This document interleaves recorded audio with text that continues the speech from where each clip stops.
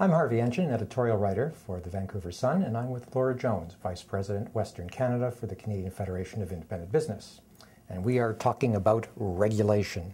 The CFIB has put out a study of regulation and found that despite government's pledges to reduce it, there's still a lot of it.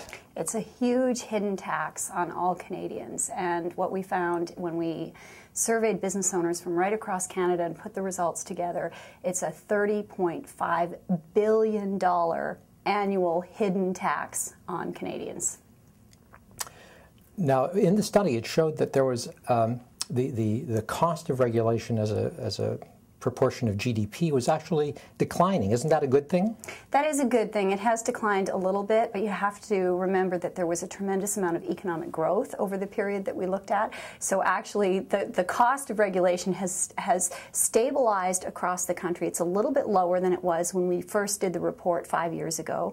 At that time, it was 30.9 billion. Now it's 30.5 billion. So it's come down a little bit, but that's really marginal.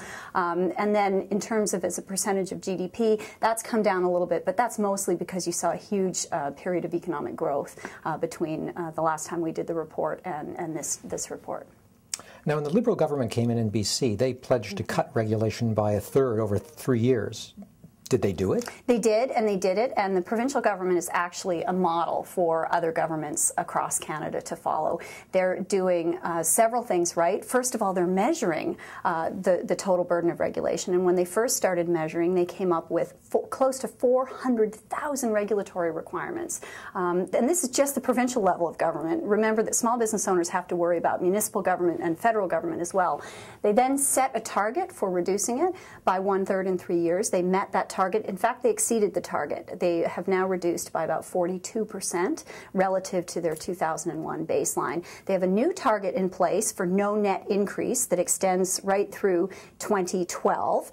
And what we're encouraging them to do is make that permanent. I mean, it's no good to measure and report for a little while and then stop doing it. And so we want them to make this a legislated requirement that governments have to measure and report regulatory requirements to the public.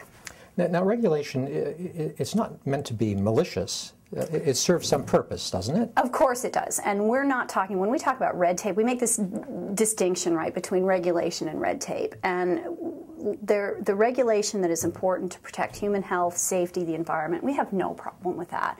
What we're talking about is red tape. We're talking about having to fill out a form that's 4 pages when it could really be 1. We're talking about bureaucratic language. We're talking about having to wait in line too long. We're talking about the stories that we hear from members all the time where they call Canada Revenue Agency for an answer to a straightforward question that they need in order to comply with regulations, and they get into voicemail jail, or they call. We had one comment in the report is about a business owner who phoned 7 times, and his call was dropped 3 times, transferred around, and couldn't get an answer. 7 calls, and this is just one thing that the business owner has to comply with. So that's what we're talking about when we talk about red tape.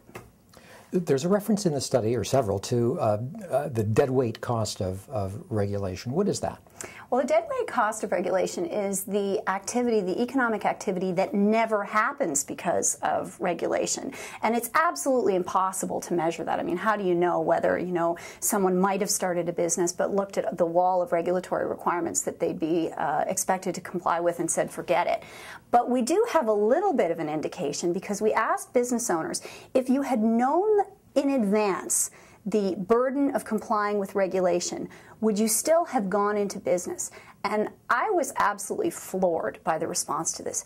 25% of business owners said, no, they may not have gone into business if they had known in advance what the cost would be. And if you take out the undecided, that jumps up to 1/3. 1 in 3. I mean, business owners, they don't go into business to comply with sales tax rules and regulations and municipal parking bylaws, right? They don't mind being in compliance with the stuff that's important for human health, safety, the environment, but it is so frustrating and stressful when the rules turn into red tape. Were you able to measure the impact of regulation on productivity?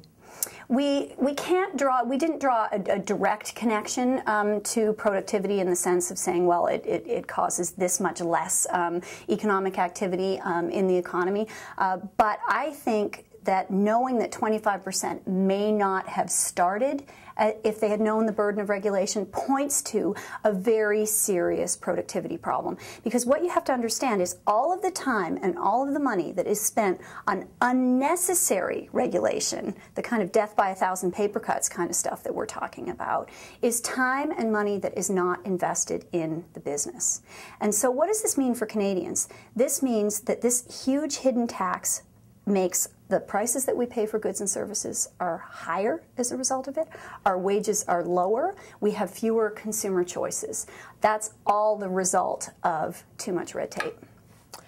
Now, at the end of the study, you make some suggestions for governments and commissions and boards and agencies with respect to regulation. What are some of those? The first one is really, really basic. More accountability. So get serious about measuring. Most governments, we talked about BC, they are measuring. Most governments in Canada are not measuring and reporting the burden of regulation. So they have to start measuring in order to be more accountable and to know whether this burden is increasing over time or staying flat or decreasing. And ideally you have more than one measure, because the other challenging thing about regulation, it is, as I said, a hidden tax. It's actually kind of hard to measure it.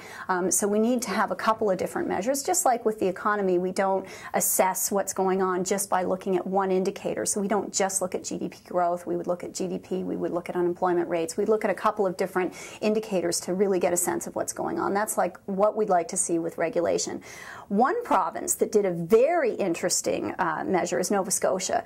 They looked at the number of hours that business owners spend complying, and their baseline measure, 615,000 hours. They then set a target for reduction, which is the second thing that we want governments to do, so measure and then reduce.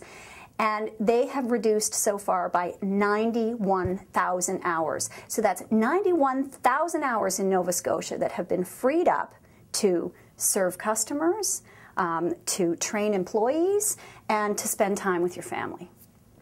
So the study then gives us reason to hope.